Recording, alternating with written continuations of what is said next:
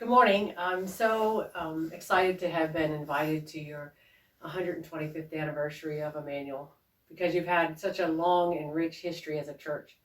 I am currently serving as pastor of St. John's United Church of Christ in Evans City, which is about 30 miles or so north of Pittsburgh, where my husband and I, Rich, live. I faithfully served Immanuel from January 1995 until April of 2001. I was the first female and associate pastor of Immanuel. Now, I could stand before you for hours just sharing stories and experiences that I've had at Immanuel and with all of you, but I'll spare you and just share a few. So when I think about Immanuel and my time there, I think about Women's Guild and sharing with all of the women in the programs and the meals and the fun times, sharing with the seniors at the senior center, especially on Fridays when the church has cooked a meal, and then afterwards I would stay with the women and play canasta, and that's where I learned to play canasta. Our summer music camps, and each year we had a lot of fun just planning them, but one in particular, I remember the kids singing, I believe in Jesus. I believe he is the Son of God. I believe I believe that he's here now.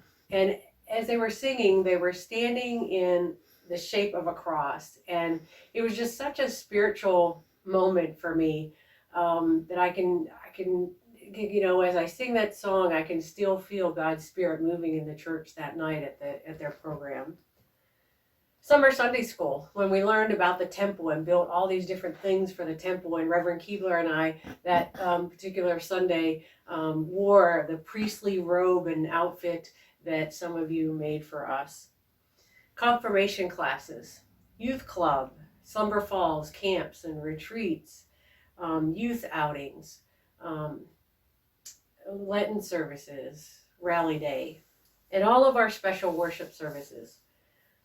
Irvin Meyer and I, chaperoning two youth from Immanuel, and we rented it was either a 12 or 15 passenger van, and one other chaperone came from us from the Southern Conference and other youth, so that we filled that van with people, and every space was taken up between the people and the luggage. And we went to Ames, Iowa for the National Youth Event, and so yes, it was a long van trip.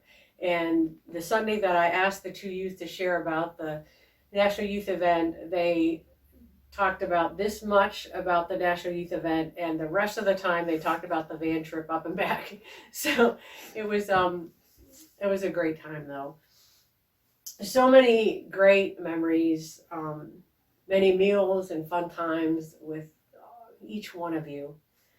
Many holy God moments. Growing spiritually together.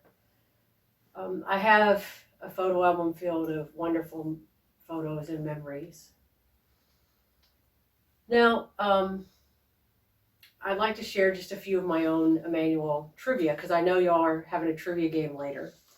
So what was the favorite color of the bands on my brackets when I had braces?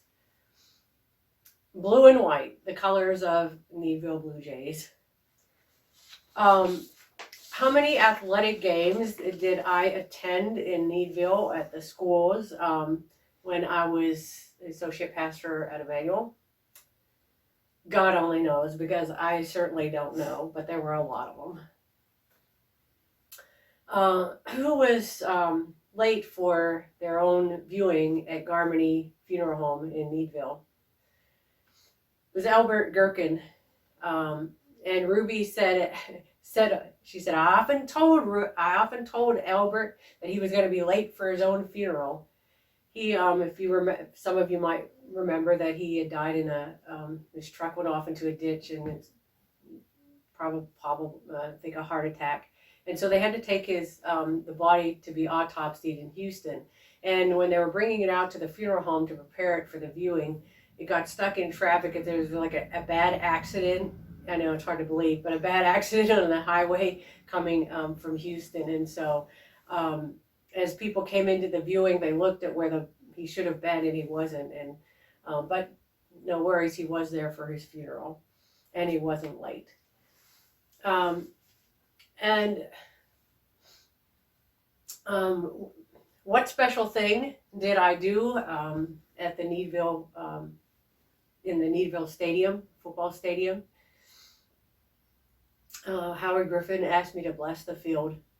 And so Coach Bossy asked me to come one night after practice. And when they got the new turf in the field, I, blessed the new turf in the field at the stadium. And last trivia, who was the youth who gave me their picture in a little frame when I left Needville and said, "I'm giving you this so that you never forget me"? It was Sarah Miller.